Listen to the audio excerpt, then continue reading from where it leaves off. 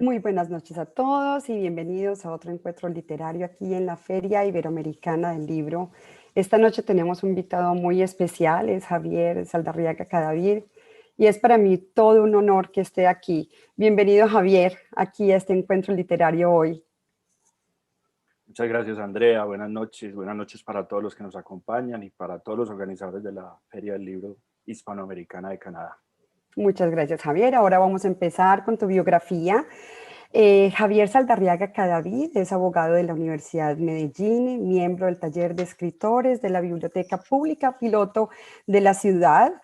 El taller fue fundado por el escritor Manuel Mejía Vallejo y dirigido por el escritor antioqueño Jairo Morales Henao. En la actualidad se dedica a la escritura literaria y audiovisual y es profesor universitario de cátedras literarias y jurídicas. Es director de talleres literarios, crítico de difusión cultural y literaria y editor de textos creativos. Su cuento Carmen fue publicado en el libro Antología del Taller de Escritores de la Biblioteca Pública Piloto, con motivo de la conmemoración de los 50 años de la misma. Fue premiado en el 2003 con el primer lugar en el concurso internacional de cuento La Cultura de Buenos Aires, Argentina, bajo el título Por respeto a lo que fue. Su relato Agujas de Pino fue seleccionado en la compilación de recuperación de la memoria cultural promovido por la Fundación Vistas, con el auspicio de la Gobernación de Antioquia y el Instituto para el Desarrollo de Antioquia, IDEA. En 2008 ganó el Premio Nacional de Cultura, convocado por la Universidad de Antioquia con su obra Lomos de Sábalo y otros relatos, publicada en el 2009 por la editorial de la misma universidad. Ahora vamos a empezar, Javier, como acabo de mencionar en tu biografía, tú eres abogado de profesión y te dedicaste muchísimos años a las leyes, ejerciste por muchos años, pero yo quisiera que nos descubrieras ese momento preciso de tu vida en que decides dejar las leyes y te conviertes en escritor y decides dedicarte al papel y a la tinta por completo. Cuéntanos un poco sobre eso. Gracias, Andrea. Sí, yo creo que el escritor siempre estuvo, porque siempre estuvo el lector, y hubo un momento en que el lector irrumpe como escritor mientras estaba todavía trabajando con mucha frecuencia y mucha intensidad en el derecho, ¿cierto? Entonces no hay un momento preciso, sino que hay una inquietud que palpita desde siempre, que viene desde las épocas de la segunda infancia, primera adolescencia, segunda adolescencia, y ya luego en la vida universitaria, eso estaba allí. Entonces, si bien hubo una actividad pues liberal, que fue el ejercicio de la profesión, el lector siempre estuvo conmigo. De hecho, una de las cosas que más disfruté y que más sigo disfrutando de mi carrera, digamos, son los horizontes de lectura y de conocimiento que le permiten, o si el abogado lo quiere, salir a otras áreas de las humanidades. Y por ahí terminó de ser raptado el abogado y llevado a las letras. La irrupción del lector en escritor era inevitable. Sí calculo que fue más o menos hace unos 15 años, que ya hubo una pregunta directa, bueno, entonces, porque pues que el arte es muy, muy exigente y muy egoísta. Entonces Exacto. no te comparte, te quita mucho tiempo y hubo que tomar decisiones y se tomaron. Si bien hoy pues no dejé todo el derecho porque llevo pequeños caminos, pequeñas rutas, sí estoy más dedicado al oficio creativo y a la literatura y al arte. Javier, y yo creo realmente que sí se necesita un coraje muy grande para enfrentar ese momento místico en el que uno descubre con esa convicción absoluta que uno quiere hacer, lo que uno quiere hacer en el resto de su vida sin importar esas voces externas de los demás y internas también. Ahora, en esa línea de pensamiento, yo quisiera saber si se llevan bien el abogado y el escritor. Sí, sí, sí, se llevan bien porque el abogado se formó, yo vine a saberlo después, por, digamos, inquietudes que tenía con respecto a la autoridad y a la justicia. Y por lo menos en los maestros escritores que yo leía desde joven, siempre había esa misma pregunta y esa incomodidad por el estado de cosas circundantes, ¿cierto? Por la realidad, por cómo era. Y ese abogado se formó así, preguntando por la autoridad y por la justicia. En mi caso, yo no lo sabía, lo vine a saber ahora ya mayor. Es decir, cuando me pregunté yo por qué resulté en este camino, si había empezado por aquel, yo creo que no éramos distintos. Lo que el abogado perseguía como investigación en materia de justicia, el lector ya lo había percibido leyendo y el escritor también quería pelear contra eso. Entonces se llevan bien, ambos se llevan bien. Perfecto. Javier, ahora quisiera que incursionar un poco y que nos contaras un poco sobre tus comienzos en la escritura narrativa. Pues es que, Andrea, yo ahorita ya adulto, cuando hago una mirada en perspectiva, me doy cuenta, sin que esto sea pues una garantía de seguridad y de certeza, porque me pregunto sobre cosas del pasado y elecciones. Yo me doy cuenta que estaba escribiendo desde muy pelado. A mí me gustaba mucho comunicarme con los demás por escrito. Es decir, yo me he encontrado con personas que conozco desde los 11, 12 años que tienen cartas mías y yo no me acordaba de eso.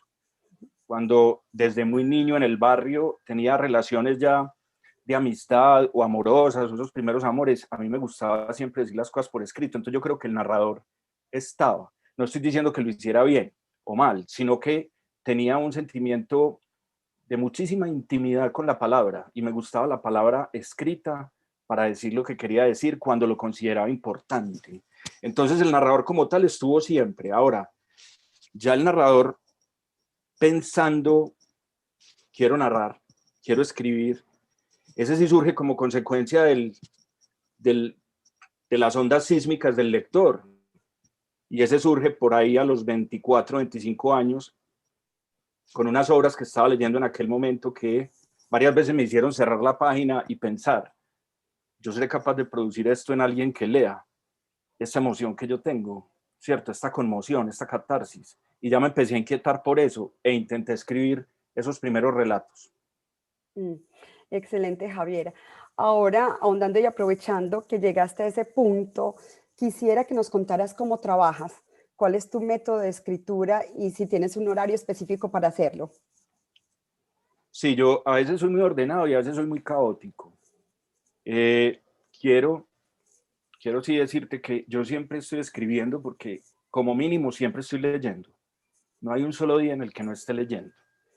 Entonces cuando leo ya no leo como un lector que quiere entretenerse, sino que leo estudiando. Y cuando me enfrento a las obras de literatura e imaginación trato de ir analizando cómo están construidas, cómo es ese sistema interno que tienen y voy estudiando al leerlas, ¿cierto? Entonces, ese ejercicio de lectura crítica es un ejercicio de escritura también, porque se establece un diálogo con la lectura, un diálogo de tono creativo. Y en ese mismo momento estoy insertando anécdotas, estoy copiando los textos, rayándolos, grabando notas de voz con ideas recurrentes a propósito del texto. Y eso me permite trabajar 5 o 6 horas por día, 5 o 6 horas por día, bien sea escribiendo directamente sobre materiales ya recogidos a partir de lecturas y de vivencias, o leyendo obras literarias de las que considero pues de estatura, para mantenerse como en ese rigor, en ese ejercicio. Ujú. Y caótico ahora porque a veces antes estaba mucho más ordenado. Me voy a sentar a escribir tantas horas y me voy a sentar a leer tantas horas. Y tenía un cuaderno cuando escribía, suelo escribir a mano y luego pasar. Pero ahora te digo caótico porque encontré que mientras leo y voy escribiendo, llego a usar incluso la grabadora de voz del celular, Mm, porque de ujú. pronto viene la luz de un párrafo. Y en la Claro. escritura esto es un poquitico como la tormenta, ¿no? El trueno es el ruido que es posterior al relámpago. De pronto el relámpago llega y yo no quiero que se vaya. Entonces abro la grabadora de voz y meto el párrafo. Ya luego lo paso a mano y veo si me funciona o no. Y si puedo Ujú, seguir por allí. ujú. Entonces en ese sentido es caótico, pero también es reconfortante porque también produce una escritura, digamos, mucho más vigorosa. Me he dado cuenta, pero de todas maneras hay que pasarla luego por la razón, por lo apolíneo. Hay que traer ese Dioniso desordenado que a veces se cuela en ese momento creativo y ponerlo en letras con un orden y una dirección más de Apolo, más del equilibrio. Perfecto. Esa respuesta tuya me da pie para la próxima pregunta y es que quisiera saber si tú escribes y publicas o guardas y corriges y cuántas veces puedes llegar a corregir el mismo texto. No, es que a ver, yo escribo, a mí me gusta escribir, siempre me gusta escribir. La publicación llega cuando tenga que llegar. porque no soy una persona pues de cabildeo ni amistades como muy cercanas a circuitos muy populares o visibles, comerciales, literarios. Pero yo estaba escribiendo y yo creo que lo importante es estar escribiendo y saber que se está haciendo eso con rigor y con seriedad. Escribo y corrijo mucho, escribo y guardo y soy muy crítico con mi trabajo. Me castigo en cada frase, me castigo por signos, me castigo por palabras, me fijo en los compases, en los tonos, en los ritmos. Soy muy exigente porque entiendo que esto es un oficio de trabajo diario y de carpintería y de taller y de estarse exigiendo, ¿cierto? Desespero por publicar, no. De hecho, yo tengo 3, 4 publicaciones, pero pienso que mientras uno tenga material y ese material tenga, digamos, una solvencia y un trabajo crítico como el que te digo que me gusta practicar, el momento de la publicación vendrá. No es eso lo que me desvela. Me desvela más la calidad que haya en el papel. En algún momento vendrá el lector con interés en leer ese papel y recibirá un material que de alguna forma pueda estar garantizado por el tiempo de trabajo en él. O llegar a Perfecto. trabajar un relato, Andrea, hay relatos que no por tener muchas páginas fueron cortos, hay relatos de 4 páginas en los que trabajé a lo largo de 5 o 6 años, guardándolos, los sacaba, los miraba, revisaba si estaban funcionando las emociones, si estaban funcionando los tonos, si se mantenía la inquietud, ¿cierto? El dolor humano, la condición representada, y volvía y los guardaba. Me gusta hacerlo así. ¿Tú crees que esa rigurosidad con el texto, con el tratamiento estilístico de la obra viene por un poco también a la experiencia del taller que tuviste en la Biblioteca Pública Piloto? Sí, Cuéntanos. sí, sí, absolutamente. El taller, es que, a ver, Andrea, yo creo que la vida es un taller. Nosotros vivimos en un taller permanente en nuestras relaciones sociales, en nuestras relaciones familiares. Es decir, nadie nace aprendido de nada. El taller es un escenario muy favorable para quien quiere hacer algo bien hecho, ¿cierto? En el caso de la literatura, para mí fue supremamente importante los años iniciales de ese taller en la Piloto, porque yo contaba con un auditorio de 40, 50 personas, por lo general lectoras de altísima literatura. Es decir, no leían entretenimiento, leían literatura, y en el taller tú te levantabas, leías tu texto cuando era aprobado para lectura y te callabas para ver qué te iban a decir sobre el texto, y el texto se tenía que defender solo.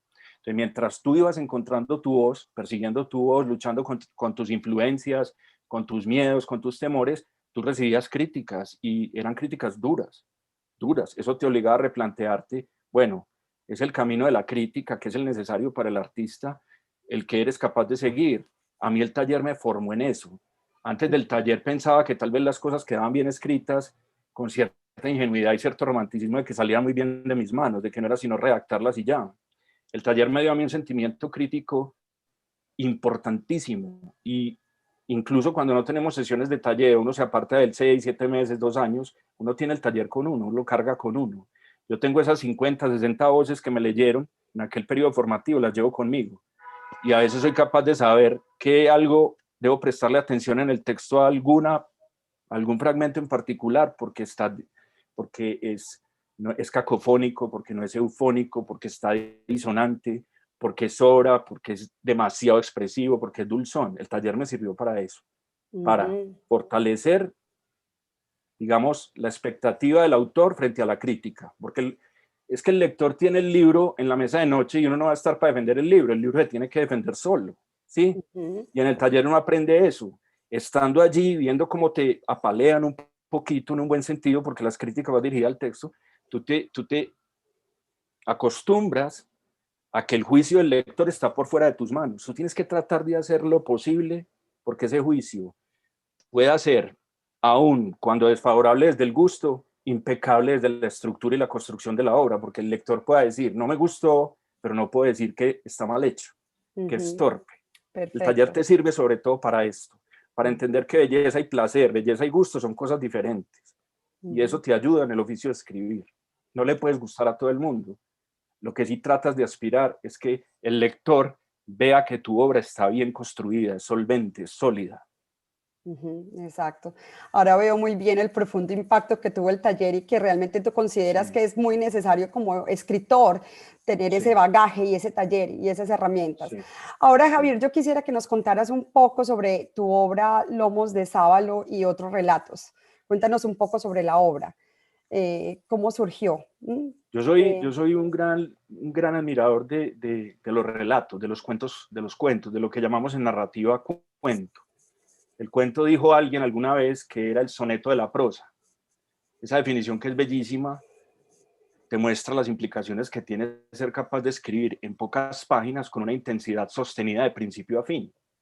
William Faulkner, uno de mis maestros, decía que se empieza escribiendo poesía y cuando uno se da cuenta que no es capaz, entonces escribe cuentos. Y cuando se da cuenta que no es capaz, termina escribiendo novela. Y de algún modo él establecía como unas variables de lo que es calidad en literatura y de lo que de pronto no lo es. Eso, entonces, yo fui un lector de cuentos siempre. Tuvimos un profesor en el colegio que era un orientador maravilloso que nos llevó por los territorios de todos los cuentistas del boom latinoamericano a través de unos programas que mis compañeros del colegio recuerdan con cierta acritud, porque eran unas fichas semanales donde revisábamos cuentos de Rulfo, de Quiroga, de Borges, de Cortázar, de Vargas Llosa, de García Márquez, y debíamos hacer unas inscripciones en unas fichas, y era muy tortuoso para muchos. A mí me encantaba eso, me encantaban esos ejercicios. Entonces, Lomos de Sábalo viene a ser como la consecuencia de un lector aficionado al cuento y a los textos cortos, intensos de ese boom latinoamericano, pero digamos con la versión de los dolores propios y las obsesiones que carga uno y que le han servido en la vida para orientarse en lo que lee y sobre lo que escribe. Entonces es como una consecuencia, Lomos de Sábalo es una consecuencia de ese caudal, ¿sí?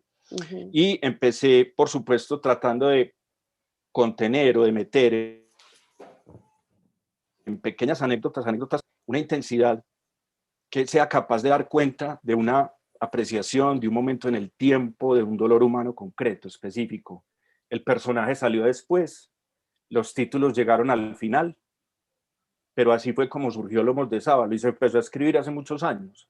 Lomos de Sábalo realmente es el comienzo de un montón de anécdotas y de relatos que tienen que ver con la vida o con la saga de un personaje en diferentes etapas de su vida, desde la niñez hasta su muerte. Curiosamente, la muerte ya está escrita, la muerte del personaje ya está escrita, pero hay muchísimos aconteceres en medio que todavía faltan publicar. Esperaremos que estén publicados pronto. Perfecto. Javier, una de las cosas que noté al leer tu obra, y es que vi en algunos de tus textos, en muchos de ellos, que están escritos en primera persona y otros en tercera. Y yo quisiera ver si tienes alguna preferencia técnica por esto y cuáles son tus criterios para elegir el narrador. Bueno, yo tengo preferencia técnica por todos los recursos que me sirvan para escribir bien. Que no quiere decir, como dije hace un rato, escribir para gustarle a todo el mundo, no. Para escribir bien es hacer un texto que por lo menos respete al lector y le llegue sin torpezas. Entonces, dentro de esas herramientas existe la elección del narrador, ¿cierto? A mí me gusta escribir en ambas y también en segunda persona y en las del plural también.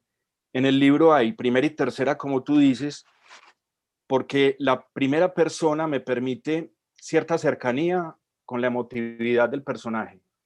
Pero no me gusta quedarme en la primera persona porque también me gusta hacer el ejercicio de no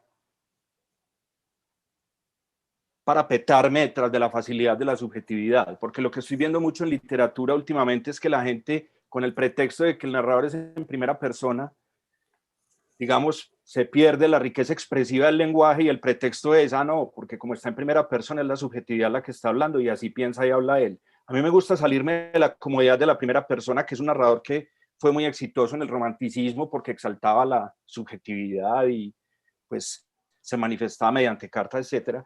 Me gusta salirme un poquito de ahí porque la tercera persona me da, aunque me da más amplitud de conocimiento, porque un narrador en tercera sabe más de lo que sabe un narrador en primera persona, me exige al mismo tiempo que no tenga digresiones, que acote o inserte aquello que es apenas necesario para construir la atmósfera del relato, el clima de la historia que se está contando. Entonces me muevo sin problemas entre uno y otro y la elección tiene que ver algo más como con una intención estética, no acostumbrarme a la comodidad del narrador en primera persona.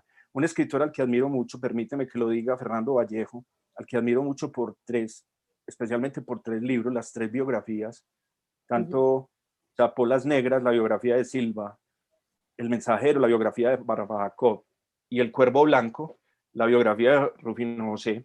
Fernando Vallejo siempre ha manifestado en sus entrevistas, por esos tres libros ya es suficientemente para mí un gran maestro, Él siempre ha afirmado que la tercera persona se extinguió. Yo pienso que no. Él lo hace muy bien en primera persona, pero yo creo que a los escritores deberíamos exigirles que nos muestren cositas en tercera persona, para sacarlos de la comodidad de la primera, donde la riqueza expresiva puede ser ocultada con excusa, para darnos cuenta si de verdad sí son, como se diría, escritores o se están refugiando de su incapacidad expresiva en la primera persona. No sé si te queda claro. Entonces yo no las elijo, las elijo porque necesito una atmósfera, un clima para un relato específico, y me gusta salirme a la tercera, no para saberlo todo, porque el narrador en tercera lo sabe todo, sino para controlar cuándo entro y cuándo no, y dejar que los personajes deben de ser personajes y tomen vida, sean personas y no meras caricaturas, que digan lo que yo quiero. Entonces moverse entre ambas es muy enriquecedor para uno como escritor. Perfecto. Javier, y ahora quisiera entonces preguntarte, que me muero de ganas por preguntarte acerca de Samuel Lugano, tu personaje principal de la obra y de todos estos relatos, y quisiera preguntarte si es tu alter ego. A mí me gustaría mucho ser el alter ego de Samuel Lugano. Me gustaría mucho, aunque no sé, me gustaría conocerlo. Si lo fuese, maravilloso. Yo no creo que lo sea, no aún por lo menos. Lugano ha llegado a otra, digamos, a otra escala en lo sapiencial de la que yo me encuentro muy lejos todavía. Él está mucho más adelante en muchas cosas. No, sería un gesto de prepotencia pensar que es un alter ego mío. No, yo quiero pensar que es una creación genuina que tiene sus propias fuerzas, sus defectos y sus virtudes como cualquier otro, pero no lo veo como un alter ego precisamente. Ok. Javier, quisiera, la próxima pregunta es un poco acerca, más específicamente sobre tus textos, porque percibo que en ellos hay una mirada a la muerte. Esto motiva tu oficio. Quisiera leer un párrafo para ilustrar mi observación después del análisis literario que hice, y lo voy a leer así. ¿Quieres? Te invito a que lo leamos juntos. ¿Sí? Perfecto, ¿Tienes? me dices qué Sí, me página. parece, es la página 20, y me parecería bonito leer este texto a dos voces. ¿Estás listo? La página 20 donde comienzan. Sí, la página 20 donde Perfecto. comienzan, viste toda esta gente, aquí está aquí tu libro, Lomos de Sábalo, lo tengo aquí. Perfecto, listo, yo aquí Voy a lo tengo. empezar Perfecto. entonces, ¿ok? ¿Viste Sí, toda esa gente? preguntó. Asentí mientras removía el suelo fino y húmedo bajo mis pies. Todas esas caras. Sí. Ella se quedó quieta. Tenía la botella de ron en la mano y su mirada navegaba las olas. ¿Dónde estarán en 10 años? Dijo. No sé, muy lejos, seguro. ¿Cuántos habrán muerto? No sé. Amor. Algunos, le dije, y me levanté del madero. Algunos tendrán que morir. Saqué esta frase porque es recurrente, simplemente es una ilustración que hice. Hay muchos ejemplos sobre muerte y bueno, y de otros, desesperación, agonía, miedos, indecisiones, pero sí sé que la figura de la muerte es recurrente en tu texto. Entonces quisiera volverte a hacerte la pregunta si esto motiva tu oficio, si la muerte está presente y es un elemento importante. Sí, es uno de mis tópicos. Uno de mis tópicos es la muerte. Es la muerte, sí. Indudablemente, es que esto es tan maravilloso, Andrea. Todos estos caprichos y estos giros del carbono, del hidrógeno, del oxígeno que han construido todo este universo como tan especial, que es una lástima pensar que un día ya no estemos en él, y que es una lástima pensar que sea finito. Algunos dicen pues que es la gracia, que si fuera infinito, entonces ya no sería tan bello. Yo no creo, yo creo que la muerte es el aviso fundamental para los seres humanos, es la certeza, y a mí por lo menos me inquieta muchísimo, y es uno de mis tópicos. Cuando te digo tópicos, me gusta más bien hablar de tópicos que de obsesiones, ¿sí? Pero sí es uno de mis tópicos. La belleza es, yo creo, Andrea, que la belleza es la manifestación de la tristeza, la manifestación estética de la tristeza humana, y esa tristeza humana tiene que ver con el fin, con la certeza sobre el fin. Si existe el arte, existe como manifestación estética de esa tristeza por la certeza de la muerte. creo, pienso. Eso es lo que me acabas de decir, me da pie para la próxima pregunta, porque también veo en algunas páginas de tu libro que veo una cierta tristeza peculiar, como tú decías, del protagonista, cierta agonía latente en Samuel Lugano. Y en este momento no estoy diciendo que pierde su dignidad ni provoca lástima al personaje en ningún momento por los efectos y eventos dramáticos que afronta el personaje, pero quisiera saber si hay alguna razón poética para esas tristezas y esas actitudes cuando tú escribes. Pues dentro de todas las certezas que uno cree poder tener, que siempre estarán sometidas a análisis, yo creo que una de mis certezas peculiares es que la existencia realmente triste es una belleza desmedida, desaforada, arrolladora, vivida por un ser o un individuo que es finito. Eso ya es triste. Eso ya es triste. Lugano, cuando yo converso con él, Lugano es un hombre que acepta con tristeza esto, lo sabe, lo entiende. Pero mira, por ejemplo, ahora en el diálogo él decía, algunos tendrán que morir. Él se refiere a terceros, él no se incluye allí. Él no se incluye no porque él sienta que es inmortal, es lo que él quiere decirse a sí mismo. Es lo único que le queda, un gesto antes de meterse al mar allí. Que algunos se mueran, yo todavía no quiero morir. Bueno, es apenas el gesto. ¿Qué más le queda al hombre que cantar su propia gloria o su propia derrota? Entonces, tú por eso ves esos instantes agónicos, esas agonías. Hay algo en pérdida constante. Hay algo en pérdida constante. Un conocimiento de lo fugaz que casi le impide a él llegar a disfrutar a plenitud del momento y no creerlo, o llegar a comportarse de una manera u de otra frente a la adversidad de cada uno de esos momentos, de cada uno de esos instantes por los que pasa en los relatos. Javier, también me gustó muchísimo y me llamó mucho la atención en el manejo de los recursos técnicos y los recursos estilísticos y el cuidado de tu prosa. Siento que hay cierta limpieza y cierta precisión de cirujano. Gracias. ¿Tú crees que es cierta mi precisión? Yo trabajo para que sea así. Me alegra saber que esa es la apreciación. Yo trabajo para que sea así. Yo me exijo en cada frase. Soy insoportable con eso. Porque soy insoportable cuando leo. Cuando leo, peleo con los autores, digo, ¿pero qué es esto? Y soy capaz de calificar o descalificar a un autor, sea conocido o no, por una frase torpe.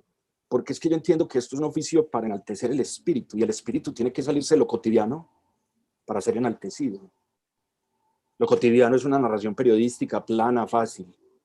Yo como escritor tengo que exigirme conseguir en un giro, en una oración, cautivar a un lector a partir de una atmósfera y renovársela, que él viva una emoción nueva por algo que pensaba conocido, porque todo el mundo conoce la muerte, conoce el olvido, conoce la derrota. ¿Cómo se la vas a contar tú? Es la diferencia. Si yo acudo al mismo vestuario que le ponen en el lenguaje, digamos las conversaciones promedio del periodismo, probablemente me vaya a leer más gente, pero ¿cuál es la experiencia estética que va a tener ese lector? Entonces yo sí me exijo en la frase y me alegra que haya sentido eso y me avergüenza al mismo tiempo, pero eso es totalmente intencional.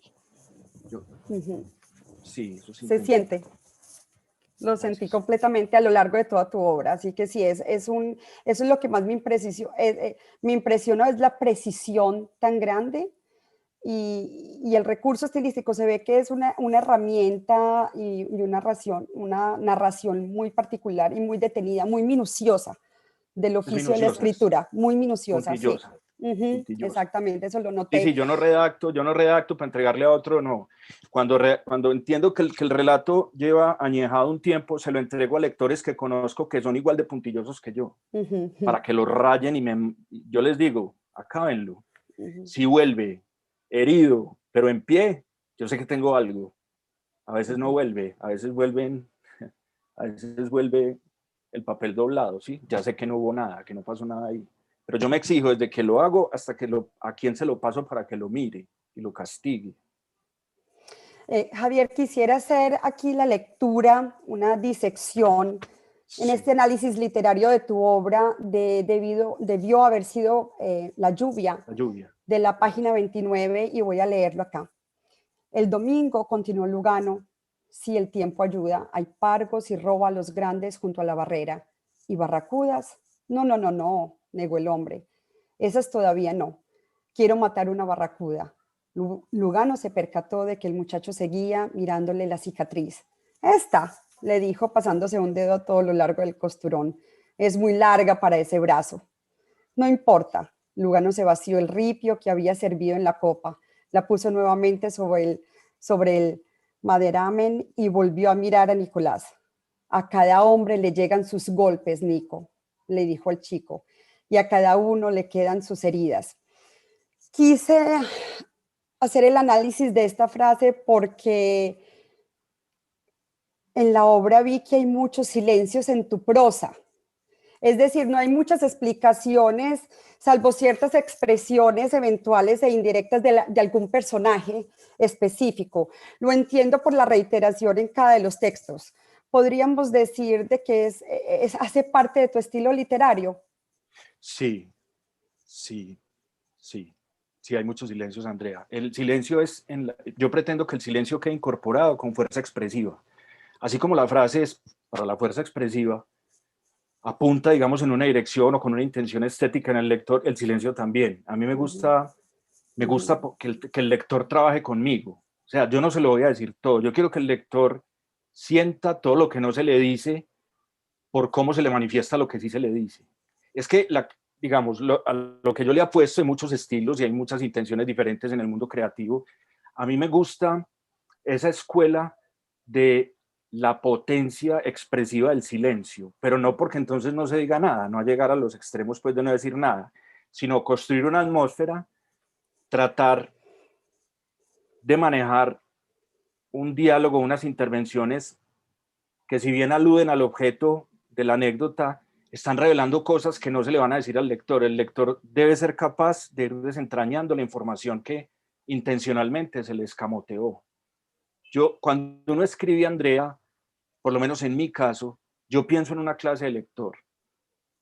O sea, uno lo lee mucha gente, ujú. muy bueno, muy bueno. Pero yo no voy a renunciar a un estilo o a una convicción estética por ser un escritor célebre, conocido, comercial o vendedor, porque no estaría, digamos, de acuerdo con lo que yo valoré cuando leía, cuando me formé como escritor leyendo. Yo quiero Exacto. mis agonías creativas están puestas en lugares con unos maestros titánicos, ¿sí? Yo quiero medirme con eso, no con una literatura que cuente y hable de todo, no. Yo quiero que el lector trabaje conmigo Mm. y que la emoción le sea entregada para que él trabaje con ella y de un momento a otro, estando en la atmósfera, la sienta. El silencio es muy importante y cómo se maneja. No me gusta escribir obviedades y me gusta que, como decimos cuando estábamos en una clase de música, no hay que tocar todas las cuerdas, se Ujú, toca una para que vibren las demás. ujú. Yo pretendo tratar o intentar ese camino, ¿sí? Entonces Sí. castigo, a veces castigo la escritura, digamos, en lo esencial, para que el lector encuentre lo esencial y trabaje conmigo. Y sabes que, Javier, que eso precisamente fue lo que yo dije como leí, porque leí, es la tercera vez que leo tu libro y en la primera vez vi ciertas cosas, ciertas imágenes, metáforas, alegorías, la segunda vez vi otra vez, tuve que releer, así que hice un ejercicio de lector, como tú me dices, no me entregaste todas las piezas ni todos los elementos, tuve, fue casi como encontrar la pista porque dejas unas pistas que te remontas hasta mejor dicho, hasta Aquiles y Sí, tomas muchas sí, piezas de la sí, sí, literatura sí, griega y sí. unas metáforas increíbles que me siento contenta también de haber notado algunas, no todas. Te confieso que me hiciste hacer un análisis muy crítico como lectora y Gracias. reunir esas piezas y esas revelaciones. Sí, eran como unas revelaciones que me dabas unos indicios que me iba y después iba, oh Dios mío, esta es una referencia a este clásico, esta es una referencia a otro libro. O sea que Claro, eso me hizo hacer una lectura muy crítica de la obra. Ahora, gracias. No es increíble. que, Andrea, el asunto es, si tú aceptas hablamos de Sábalo, lo aceptas en su dimensión estilística, y su dimensión estilística es, tú tienes que ir a trabajar allá. Sí. Ahí no te van a contar una anécdota, No. porque yo entiendo que el arte no es la pirotecnia de la anécdota, no, es como uno pone unos recursos al servicio de una emoción, de una experiencia estética, ¿sí? Sí. Incluso el expresionismo en las artes plásticas no es precisamente una exhibición al desgaire de color. Hay omisiones, y hay omisiones porque hay contrastes. Entonces, en literatura, como en música, como en pintura, uno aspira a cierta clase de lector, y un lector que, digamos, es muy respetable el lector de anécdotas, pero yo quiero un lector que trabaje, que sea cuidadoso, que entienda que la literatura fue la primera de las artes, por Dios. Es que los poetas fueron los primeros consagrados en la historia humana. Sí. Y acudo a las metáforas sin explicarlas, básicamente para construir una arquitectura y un sentimiento en el aire, ¿cierto? Alguna sensación específica de tristeza o de alegría que luego se contrastará, pero jamás va a ser pasada por la palabra del narrador, jamás, ¿sí? Sí. Javier, quiero leer un pequeño fragmento porque eso me va a dar el pie y va a ser el hilo conductor de mi próxima pregunta. Y me parece bellísimo. Este es uno de los fragmentos que más me gustó y dice, respirábamos el olor salino del aire y veíamos los lomos henchidos de las olas. Había manojos de algas desperdigados por la playa, maderos traídos por la deriva y encallados en la arena y una calina de agua atomizada a lo largo de la costa. Aquí veo, es simplemente un ejemplo, hay muchos más, como el ejemplo de la flota de cormoranes que despegó el follaje de la isla que había frente a ellos. Al principio los patos formaron un triángulo y se enrutaron al sur, pero segundos después viraron, descubrieron un arco en el cielo y descendieron en picada hasta la superficie del agua y vinieron en dirección a la canoa. Esos dos ejemplos de fragmentos me da pie para hacerte la pregunta de que noté la naturaleza, estuvo presente a lo largo de toda la obra como una experiencia estética.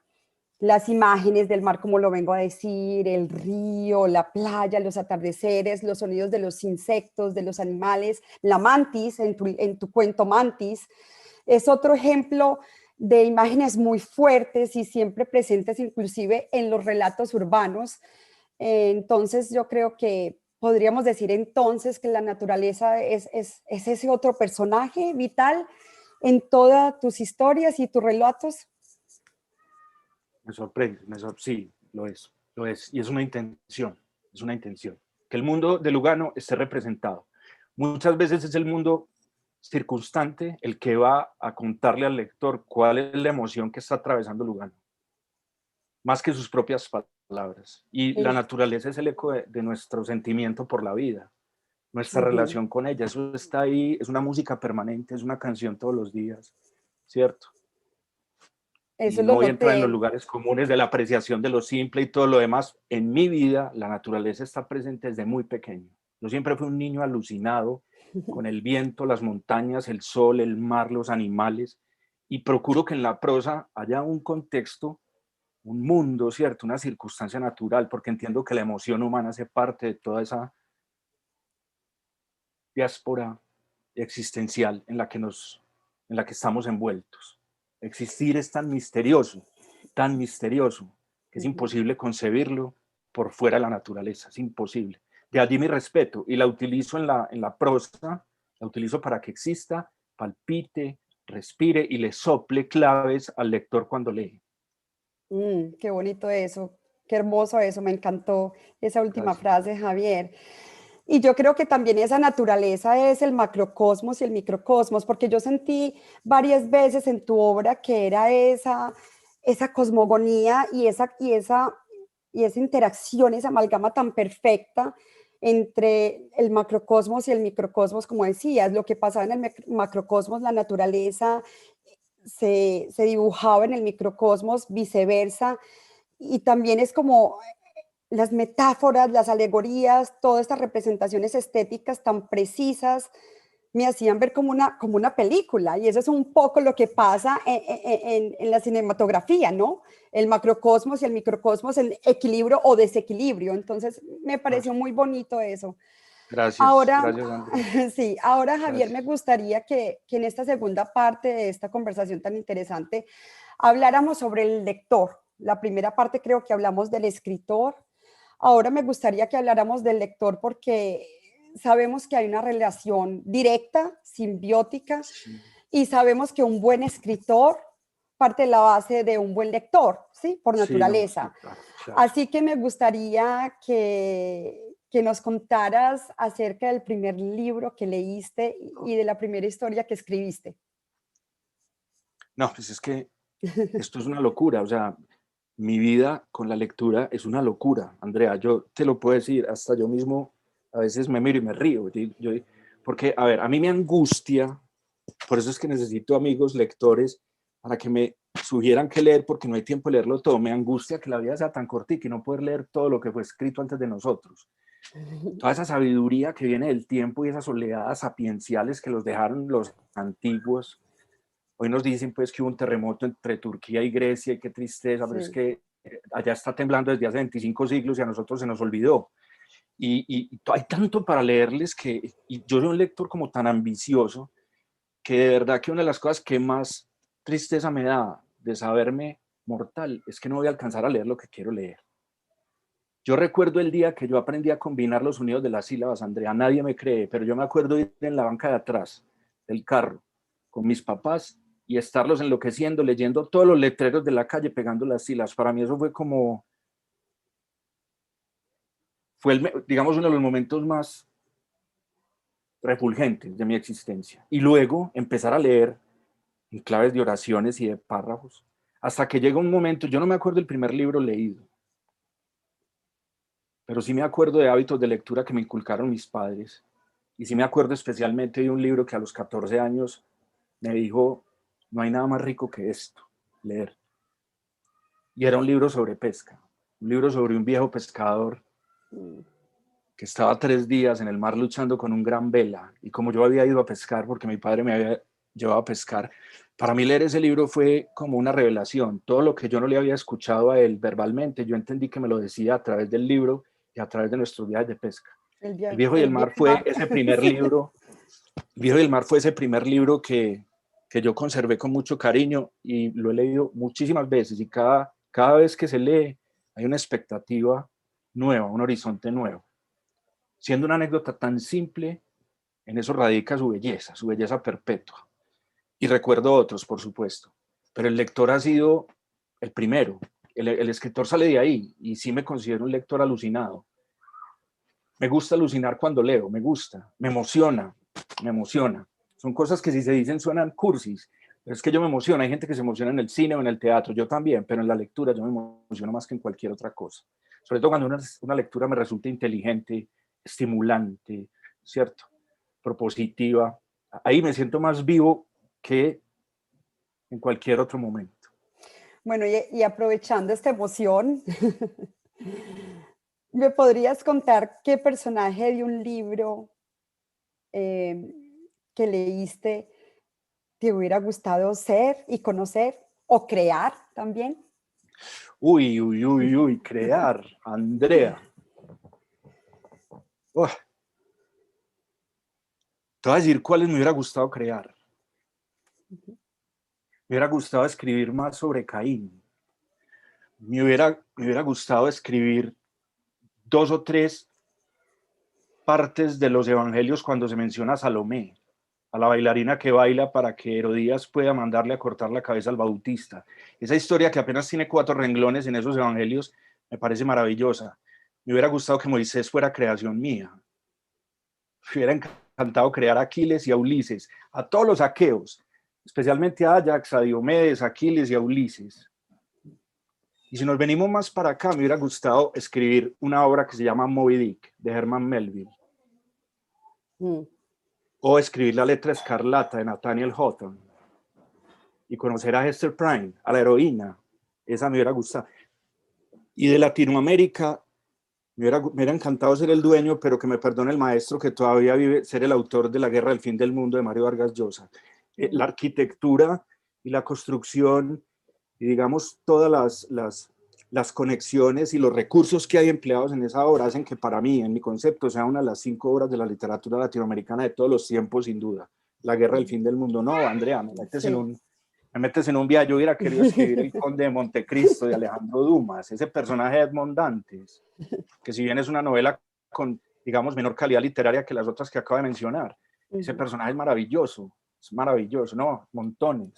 Conocer Sí, a Santiago el campeón del viejo y el mar, o a la lista, Roberto Jordán, el de Por quién doblan las campanas. la lista es larga. Sí, sí, no, me meto, no, no termino. Bueno, Sí, ahora ¿qué te parece, Javier, si hablamos un poco de la importancia del hábito de la lectura, que ya nos has hablado un poco, pero también quisiera saber cuáles son tus influencias o tus referentes literarios? Sé que nos hablaste un poco, pero quisiera saber específicamente cuáles son esos referentes literarios que son importantísimos sí, para esos Javier Saldarriaga. importantes. Sí. Ujú. Mira, yo empecé a leer, si bien en el colegio, por supuesto, nosotros somos hispanos, entonces leíamos literatura en castellano, yo empecé a leer, por supuesto, traducidas. A mí me fue enganchando muchísimo la literatura de los Estados Unidos, la literatura norteamericana. Había una vitalidad, una fuerza, cierta característica silvestre, cimarrona, indomable en esos personajes que a mí me cautivó y me volví un lector asiduo, y el 50, 60, 70% de mi vida como lector ha sido alrededor de la literatura de los Estados Unidos. Y entonces tengo influencias especialmente en esa literatura de la generación perdida. Es decir, soy seguidor de Hemingway, de Faulkner, de Steinbeck, de John Dos Passos, cuyas novelas son mucho mejores que lo que ahora llaman brutalismo en prosa, posmodernidad. Ya John Dos Passos lo había escrito en los años 20 y 30. Entonces, soy muy seguidor de esa escritura. Es una escritura que también veo en decadencia desde el punto de vista de las editoriales, aunque existen todavía muy buenos escritores que están surgiendo por allí. A veces los encuentro porque la rastreo y la sigo mucho, la estudio, la expresión literaria norteamericana. En el 19 me encanta Mark Twain y me encanta Herman Melville y Nathaniel Hawthorne. Y ya pasándome a casa son influencias, digamos, son voces que están ahí. Cuando uno escribe, uno se tiene que cuidar de esas voces, se tiene que cuidar de ellas, porque somos finalmente, cierto, una espora más sobre el helecho. No estamos inventando nada que no haya sido escrito, pero sí tenemos que cuidarnos para que nuestra prosa sea en lo posible genuina, ya que no va a ser original porque ya todo fue escrito. Entonces, ¿quiénes resuenan como influencias en mi momento creativo? Esas voces. Y en América Latina, ahí está claro que Gabriel García Márquez, Mario Vargas Llosa, Manuel Mujica Lainez, un escritor antioqueño que se llama Mario Escobar Velázquez, que murió sin que lo conociéramos, pero es un escritor supremamente hecho, Manuel Mejía Vallejo, y los cubanos del barroco, ese neobarroco cubano, Alejo Carpentier, Cabrera Infante, Lezama Lima y Severo Sarduy. Digamos, en esas voces hay una aspiración estética propia, ¿sí? En esas voces. No te Ujú, estoy queriendo decir que escribo como ellos de bien, no, pero ujú. ahí entiendo que hay un lenguaje usado con altura artística, no Ujú. simplemente como un lenguaje relator de anécdotas para esperar el metro mientras llega o irme desde la estación del bus hasta la casa. Ese es un lenguaje que implica estar listo para leer esa prosa, que implica un ejercicio. Ahí, digamos, esas serían, digamos, unas referencias claras y concretas en mi trabajo literario. Perfecto. Voy a hacerte un par de preguntas más y vamos a abrir el chat porque hay muchísima gente preguntando, entonces queremos darle la oportunidad a la gente que está aquí esta noche con nosotros. Entonces, la próxima pregunta que sería es, ¿qué esperas de una obra literaria como lector? ¿Qué te satisface de una obra literaria, Javier?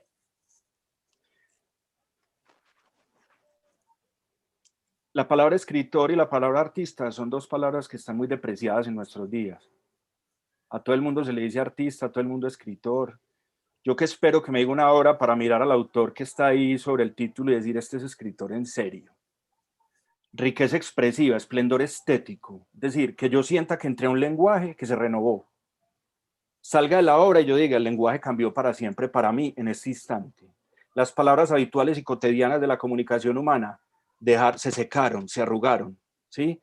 Y está reverdecida la posibilidad expresiva en mi mente y en mi espíritu. Espero que haya poder de cognición, de conocimiento en el personaje, a través del personaje. Que ese personaje yo sienta que está sufriendo una transformación en los eventos que se me están contando. Y que eso me permita llegar a cierto remanso de sabiduría. Cuando yo veo que la construcción utiliza esas tres cosas y me las deja, yo digo, bueno, para mí, más allá de que me guste o no, porque no quiero decir, porque muchas veces me he encontrado eso y no me gusta. He dicho muchas veces a autores que no me gustan, pero que son impecables desde ese punto de vista y son escritores, como dice la frase de Jabón, a carta cabal. Cuando tienen esos aspectos, Andrea, cuando yo veo que se toman las cosas en serio, que omiten una frase o lugar común, que no me dicen lo obvio, que no tienen torpezas, que trabajaron párrafo a párrafo. Por eso es tan importante hoy, porque a veces no sé si son ellos los descuidados o los editores, en el afán de publicar para ganar dinero. El editor es importantísimo. Todo lector lo sabe. Bueno, Javier, ahora voy a abrir porque realmente tenemos muchas preguntas en el chat y Después de las entonces, tuyas. sí, sí, sí, de todas las preguntas que te hice, así que démosle la oportunidad a la gente de participar y esta pregunta es de Virta y te dice así, Javier, buenas noches, ¿cómo logras abordar el tema de la muerte sin deprimirte? ¿O es que escribir sobre ella te ayuda a vencer cierto miedo que se desprenden de tus palabras? No aceptas las teorías acerca de la infinitud de la conciencia, teniendo en cuenta que esta es también energía. Mirta se llama. Sí, Mirta. Mirta, gracias por la pregunta. En el libro hay un cuento que se llama Los muertos ajenos. Varias criaturas se están preguntando allí por apariciones de gente que murió, pero parece que el personaje, el protagonista y una amiga de él, que han perdido verdaderamente a personas, no han tenido esos encuentros o la suerte de tenerlos. Se cuestiona, bueno, ¿es falta de fe o de verdad es la finitud, es la muerte el final? Yo, más allá, digamos, a Mirta, si me lo permite, soy capaz de escribir sobre la muerte y eso, en lugar de entristecerme, me alegra. Me alegra porque es una forma de ser sensato y de mirar de frente aquello que produce miedo, que produce vacío. A mí me lo produce y mucho. Y cuando me meto con eso escribiendo, siento que soy capaz de mirarlo. Así como el capitán Ahab va detrás de esa ballena blanca en Moby Dick, es como el asunto. Mirarla, saber que es lo cierto, tratar de resolver esas preguntas, pero no me quisiera ir a lo espiritual, no le quisiera dar ese tono porque me parece que eso le pertenece al lector cuando lea. Sí, ese tipo de juicios y calificaciones le pertenecen al lector. Tenemos otra pregunta, ¿no se sorprendería si lo implícito, lo tácito, lo que apenas se sugiere en su narrativa se interpretara de una manera distinta a lo intencionado por su texto? Neruda se maravillaba cuando los obreros leían en su poesía algo que ni siquiera él había soñado. Muy buena pregunta. Sí, tiene toda Sí. la razón. ¿Cómo se llama? Ramón. Claro, Ramón. Efectivamente, nunca podemos tener encarcelado al lector porque los horizontes de expectativa, la filosofía del siglo XX nos enseñó que si algo tiene el lenguaje es que es ambiguo y la recepción de los textos es distinta. Yo trato de construirle una atmósfera con lo que se omite para no tener que decírselo. Ahora, si él desarrolla otra experiencia de lectura, ya no puedo ayudarlo. Y me sorprendería, por supuesto, porque me he sorprendido con lectores que me escriben y me dicen que vieron esto o aquello en Samuel Lugano en tal momento de tal relato. Ni siquiera yo lo había concebido, pero me encanta ese intercambio. Es que los textos son de ambos, son de quien los escribe y de quien los lee. Yo procuro construir la atmósfera para que él llegue inevitablemente a sentir lo que yo quisiera que sintiera. Si él le da otro giro, bienvenido, bienvenido. Excelente. Tenemos otra pregunta de Ricardo Madrid Willes y dice, quisiera hacer una pregunta. ¿Qué papel juega su familia en su proceso creativo? Un abrazo a Javier, el más grande. Ricardo. Absolutamente todo el papel. Lugano es su padre, su madre y sus hermanas. Lugano es la resonancia de la fortuna que tuvo por el ambiente familiar que tuvo. Y los escritores dicen que escriben por esto, por aquello. Yo a veces pienso que, como diría nuestro Nobel, en su caso, él decía que para que lo quisieran más los amigos. Yo a veces pienso que escribo para que mi familia se sienta orgullosa de que por lo menos tienen un ser sensible con ellos, que vivió con ellos y lo recuerden así en el momento en que ya no llegue a estar. La familia es esencial para mí. Los dolores posteriores de Lugano en su vejez, como ves, no es un alter ego porque yo todavía no estoy allá, se deben o están todos sembrados en las ausencias familiares. Tenemos otra pregunta de Andrés y dice, se habla de las buenas lecturas y las recomendaciones, pero ¿existe alguna manera de distinguir lo que no debe ser leído?